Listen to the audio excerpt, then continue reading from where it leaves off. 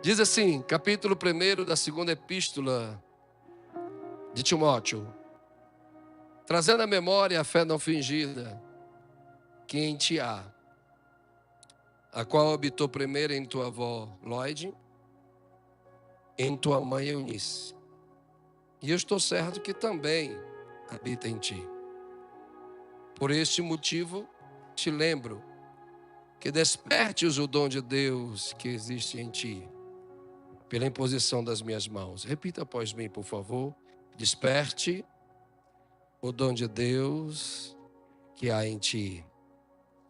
Versículo 7 diz: porque Deus não nos deu um espírito de temor, mas de fortaleza, de amor e de moderação.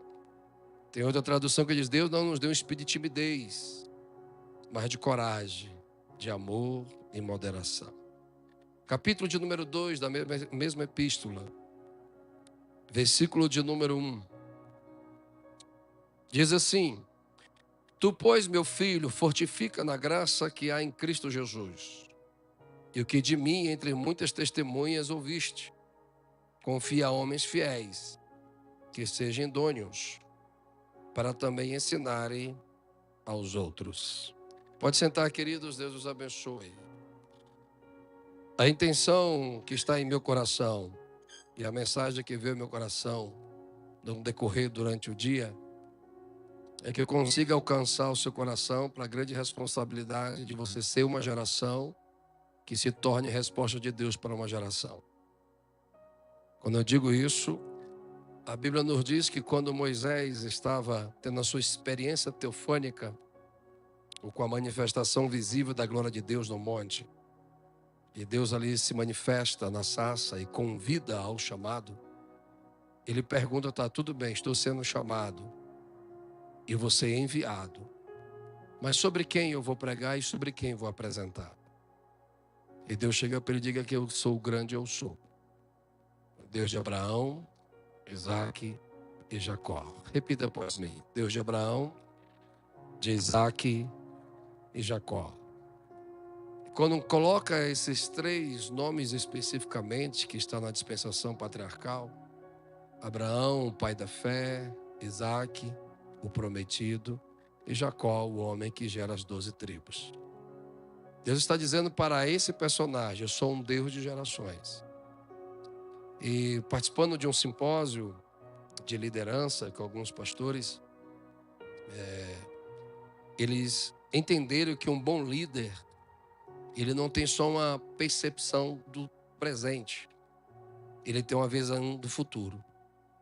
E todo o legado de um grande ministro, ele tem que alcançar 4 gerações, 3 gerações. Ou seja, a Bíblia Sagrada colocava que uma geração se transitava entre 1000 anos, 500 anos, 120 anos. Depois desceu para 70.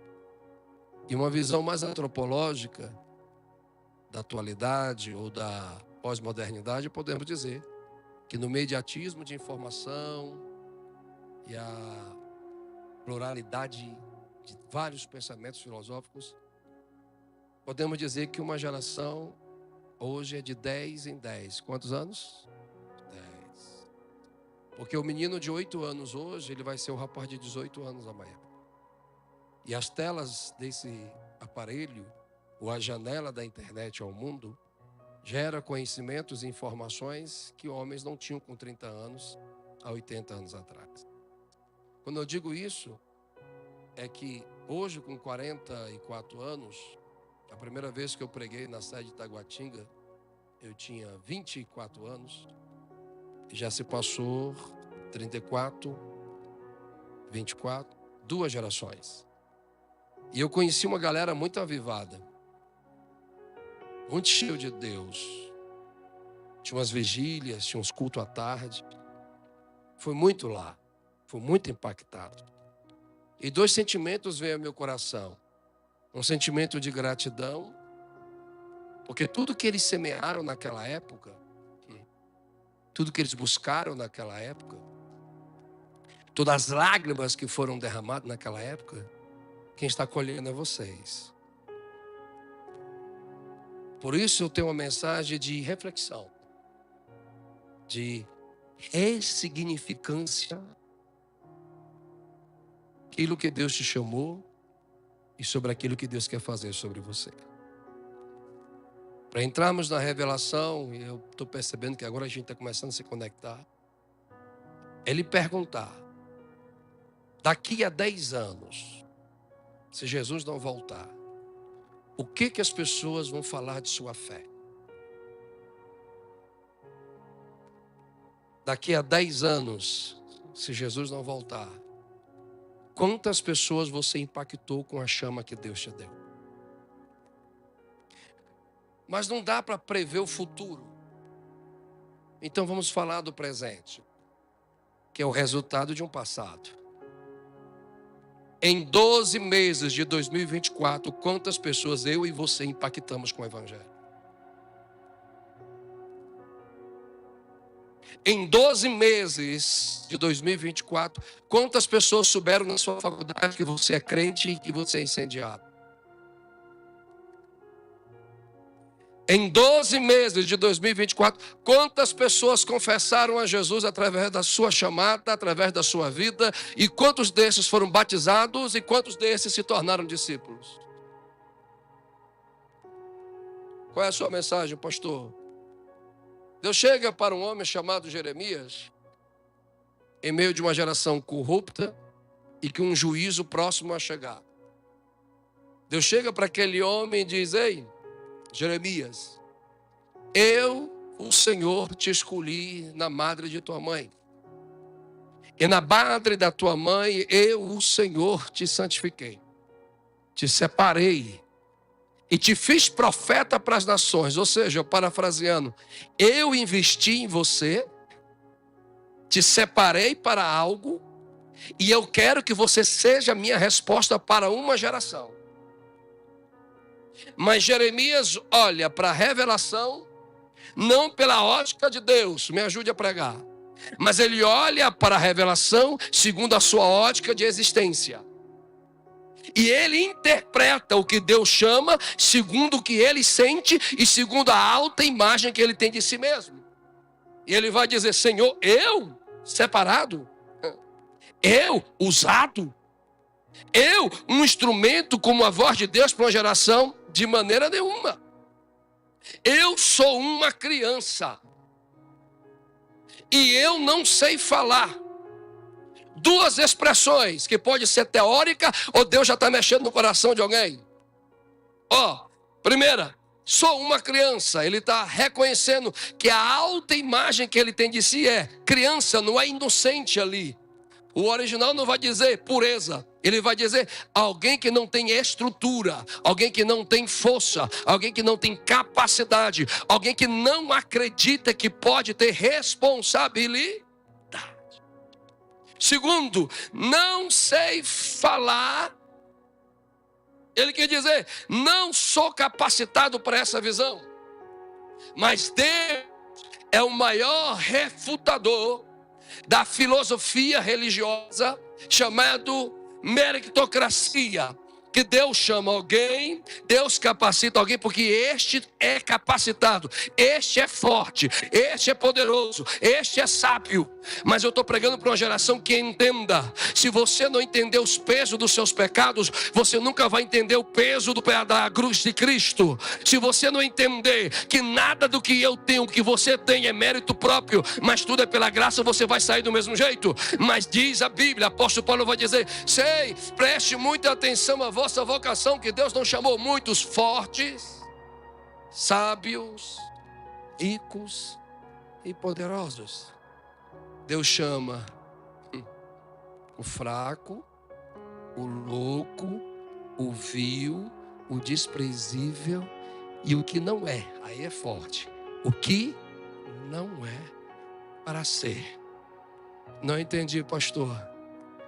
Se você for interpretar a revelação que Deus tem para você e através de você, segundo a ótica da sua alta imagem, você vai só dizer, só quem pode é o forte, só quem pode é quem tem, só quem pode é quem é rico. Mas Deus não chama você porque Ele precisa de você. Deus chama você porque Ele precisa. Quem precisa é você dele. Quando Deus me chama, não me chamou porque Ele precisa de mim. Se eu não quiser, Ele tem muitos para ser levantados. Mas Ele escolheu você porque você é o confronto. Que aonde tem a tua fraqueza, manifesta a força de Deus. Me dê retorno, por favor. Aonde, aleluia, aleluia. Som, bendito Deus. Som. Aonde manifesta a sua fraqueza, é onde se manifesta a força de Deus. Aonde manifesta as suas misérias emocionais, aonde vem o caos que há na sua alma, é onde o Espírito de Deus vem, paira sobre Deus e começa a manifestar o seu projeto. Hoje, eu não vou me estender, mas eu quero sintetizar para alguém. Tem uma geração progressista, feminista, ateísta, de uma fé secularizada, que nas redes sociais nós estamos tratando eles como inimigos, ok? Trata-se a filosofia como inimigo, não o indivíduo. Trata a discordância política como inimiga, mas não o indivíduo. Porque indiferente da filosofia dele ou dela, é uma alma. E Deus não chamou Jeremias para profetizar para quem era bom. Deus chamou Jeremias para profetizar para quem não era bom. Deus não enviou o filho dele, acho que tem pentecostais aqui. Deus não enviou o seu filho para quem é bom, para quem é maravilhoso, para quem pode. Disse Jesus: eu não vim salvar os pecadores, eu não vim salvar os santos, eu não vim salvar os bons, eu vim salvar os pecadores. Então, aí alguém pergunta, porque tem um moço na igreja que eu sou pastor, que até no aviso da igreja ele dá glória a Deus e aleluia. Aí alguém um dia indagou: pastor, por que esse menino não para de glorificar desse jeito? Ele tem que ter noção que é culto. Aí eu sou uma pessoa bem educada, meu temperamento é bem tranquilo. Eu respondi: macho, se tu vivesse o que ele viveu, tu entenderia o que ele está passando. Aleluia, porque foi quase, a mãe tentou abortar ele 4 vezes, nasceu, a mãe rejeitou ele, foi criado em casa de adotivos, com 3 anos de idade, teve acesso a crack, com 12 anos já era dependente químico, mas com 16 anos tentou morrer 3 vezes, tentar tirar a vida 3 vezes, porque onde ele ouvia: você não é nada, você não presta, você é maldição. Mas um dia, com 17 anos, alguém pregou para Jesus para ele aceita Jesus, batiza com o Espírito Santo, e hoje é obreiro na casa do Senhor. Quem sou eu para julgar a forma de adoração presente de alguém, se eu não sei o processo do seu passado?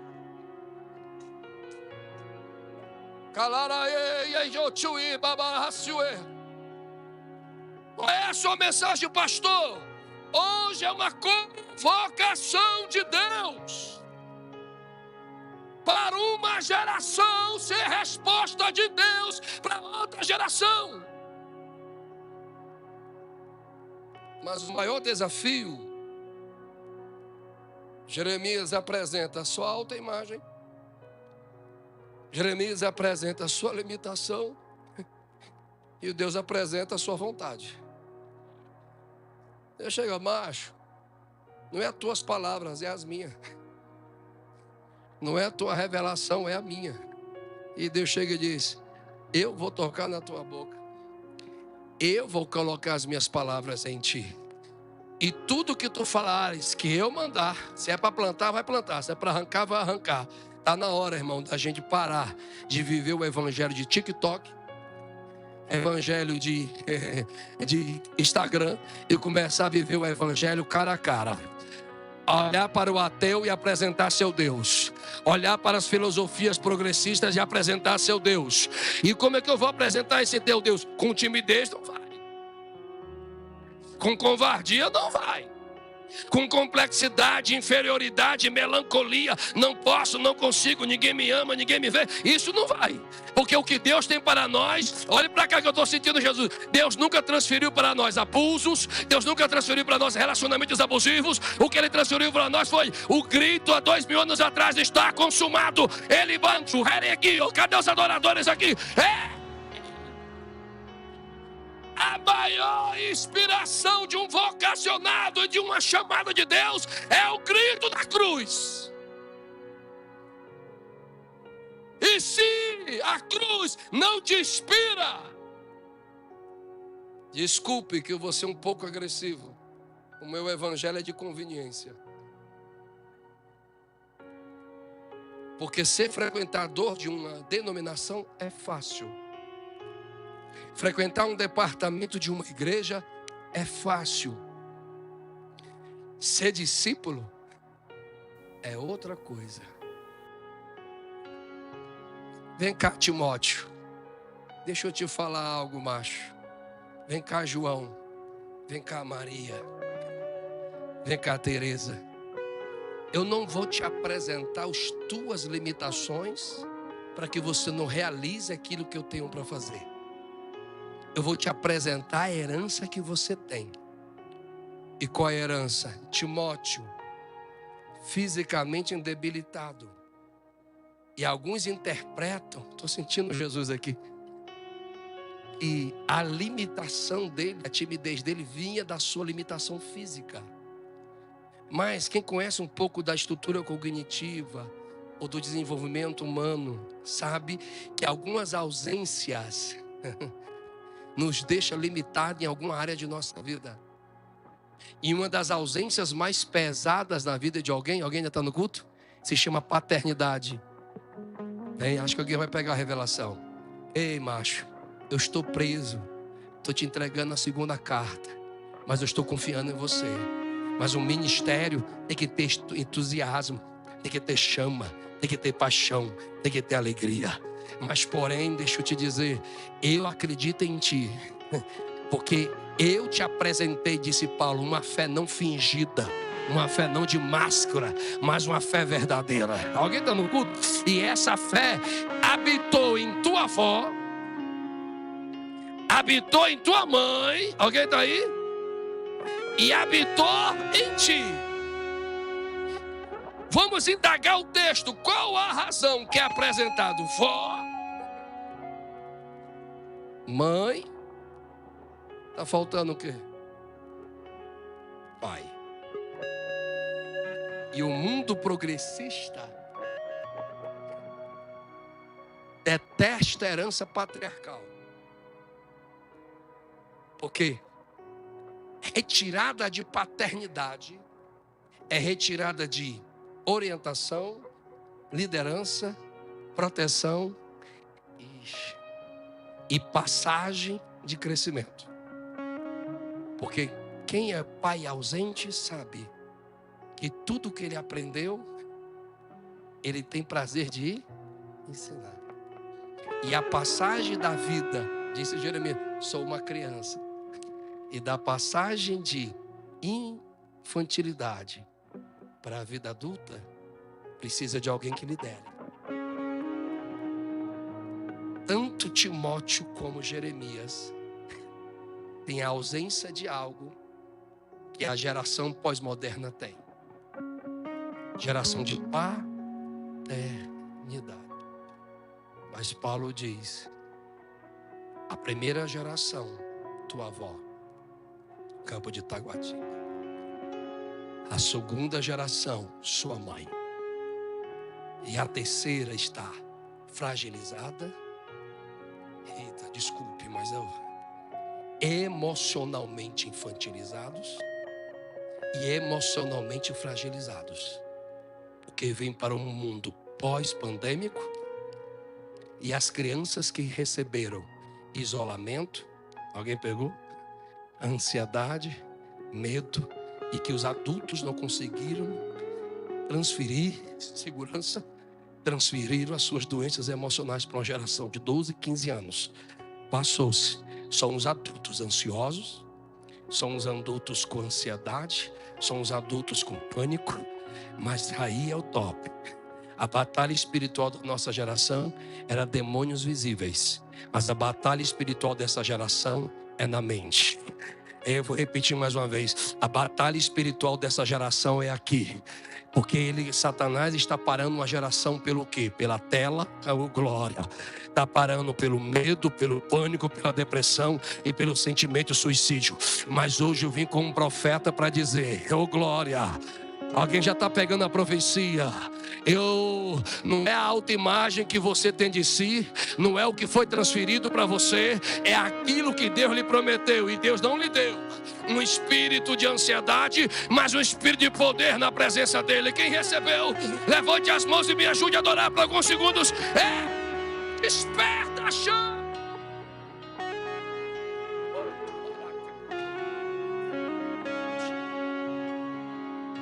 A geração de Timóteo não pode. Ela tem ausências. Ela tem doenças emocionais. Ela tem instituições falidas. O Estado está falido moralmente.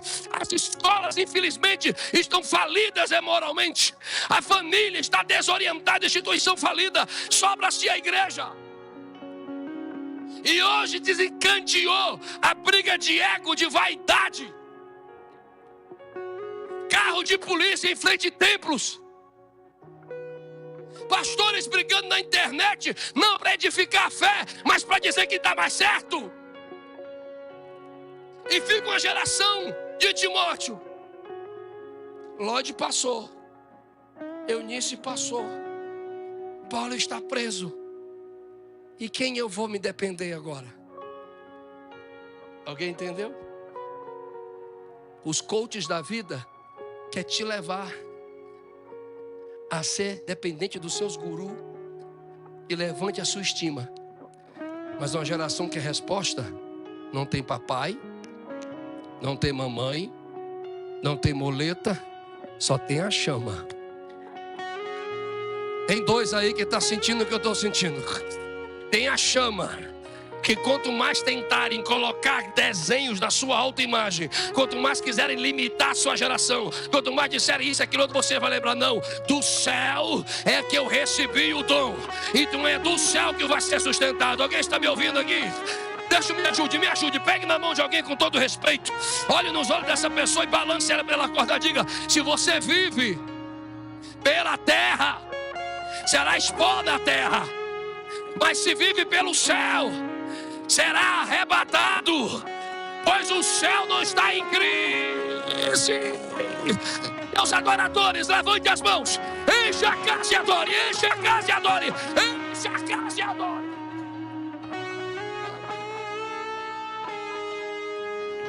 Timóteo,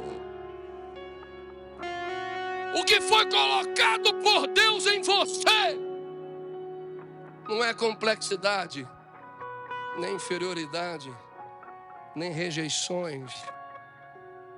Deus não colocou em você um espírito de dor, de medo, de covardia. Ele colocou em você. Agora tem gente que está querendo voar aí, pastor Vamir. Tem gente que a chama está ardendo no coração. Que se exploda a opinião lá fora. Quem me defendiu foi o céu. Uma geração que é resposta de Deus para uma geração, ela não tem autoimagem destrutiva, ela não é resultado de um produto social de instituições falidas. Ela é o milagre da cruz. Porque quando ela sente os seus pecados, ela entendeu que o seu mestre sentiu o pecado dele. E hoje eu não posso viver pelo meu passado, porque quem me define é o futuro que ele determinou para mim. Ninguém pode me achar no meu ontem, pois o meu ontem já foi anulado na cruz. Quem quiser me achar, tem que achar no presente que ele construiu, porque o meu futuro é o céu. Mas para isso,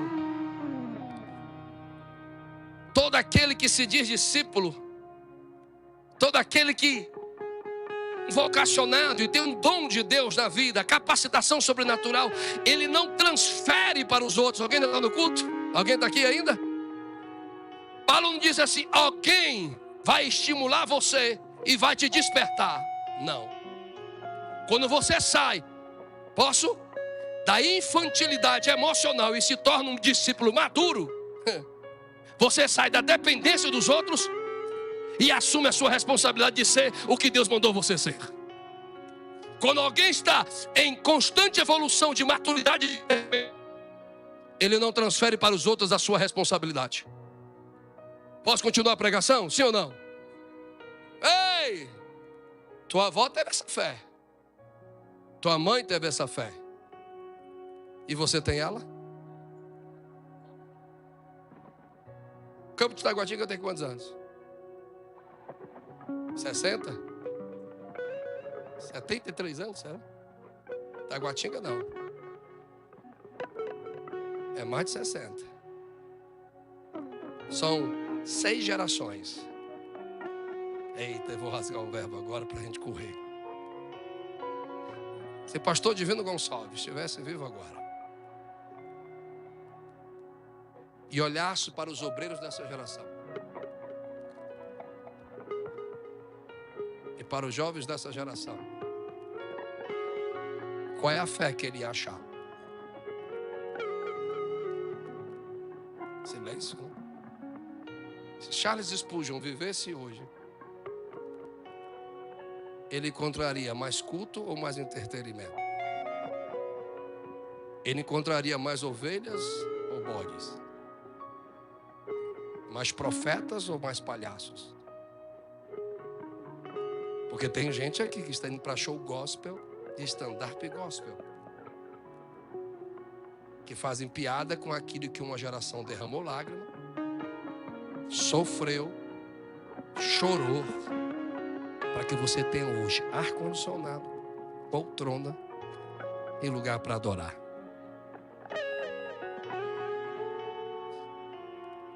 Acho que é bom encerrar agora, né? Porque se eu tenho o dom, Deus entregou a mim uma missão. Deus entregou a mim uma mensagem. E essa mensagem é construída sobre o conhecimento que eu tenho sobre Ele. Vou fazer os vós outros que eu tenho que encerrar agora. 8 perguntas e eu espero que você consiga responder. Primeira pergunta, a teologia bíblica. Quem é Deus para você? Segundo, fidelidade bíblica. Quem é o mestre da sua vida? Terceiro, identidade bíblica. Quem sou eu? Segundo a Bíblia Sagrada.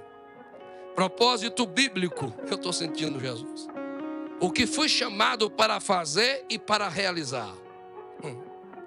Quinto, valores bíblicos. O que é de suma importância para a minha vida.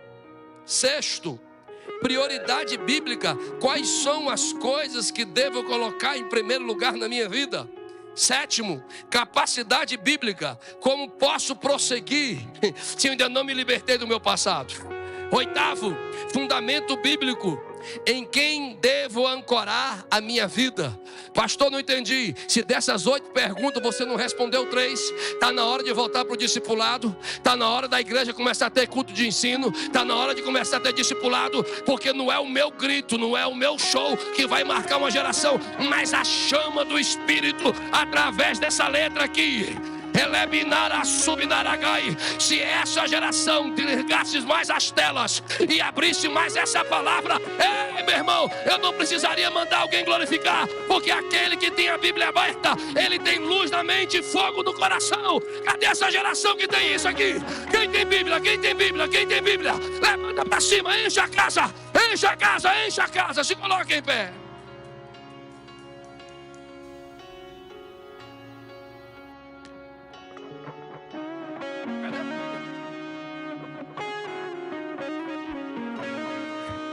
Deixa eu me conectar a vocês, deixa. Alguém ainda está aí ainda? Mês de janeiro, pastores, desculpa o meu cansaço, que a gente tá, os 40 anos chega. 31 dias, ou mês demorado, medonho, mano. Quem está sentindo que esse de janeiro está difícil de passar? Hã? Quem está assustado com isso? Não é para estar, não. É que Deus está aumentando o tempo dentro do tempo, para que você tenha mais oportunidade de despertar aquilo que Deus está te dando. Eita, meu irmão, prepara, irmão, que visão linda. E isso não é sensacionalismo nem emocionalismo, não. Uma geração, pastor, derramou lágrima. Uma geração chorou, para que eu e você viéssemos colher. Ainda tem 25 minutos deste culto. E a forma que você vai sair daqui é a forma que você apresentou seu culto. Eu não sei qual é a ausência. Eu não sei qual é a falta de referência. Eu não sei quais são as justificativas. Mas eu tenho 3 razões para te dar hoje, para que você saia deste culto diferente. Primeiro, O grito da cruz alcançou você. Segundo, o que foi prometido do céu foi entregado desde o dia de Pentecostes. Terceiro, não é possível. Há promessas de Deus para a igreja que nem o inferno, nem demônios, nem políticos podem anular. Se você está aqui, a cruz não foi válida. Diga glória a Jesus se você crê. Segundo, se você está aqui, a geração que recebeu o Pentecoste foi fiel com a mensagem do céu. E todas as gerações, alguém ainda está aí, que até antes de 2025 foram fiéis à mensagem que receberam do céu. A pergunta é: se essa geração vai ser fiel para dar continuidade. Na cruz se gritou: está consumado. No Pentecoste veio, estavam todos reunidos. Eita, no mesmo lugar. Indiferente de classe, indiferente de cor, indiferente de tempo, estavam todos em um só propósito. Disse Jesus: ficai em Jerusalém, até que do alto sejais revestidos de... E de repente, não veio do lado Jeremias. Alguém está aí? Não veio do seu pai Jeremias. Não veio de B ou de C Jeremias. Não veio Timóteo de B e C Jeremias. Nem Timóteo veio do céu. De repente veio do céu um som impetuoso, e que como de um vento poderoso, e que encheu a casa. Vou gritar: que encheu a casa, e foram vistas línguas como repartidas de fogo, e todos começaram a falar em idiomas diferentes. Quem sabe hoje pode ser o dia do Pentecoste para Timóteo. Quem sabe hoje? Joae Bacau Adaresh Ubidaroe Luribi Elohi Tikido Abae Fatoe Kumimapa tudo ieta que do bote diria como Naragaio e me dicho de ieta do Iepadai. Desperto do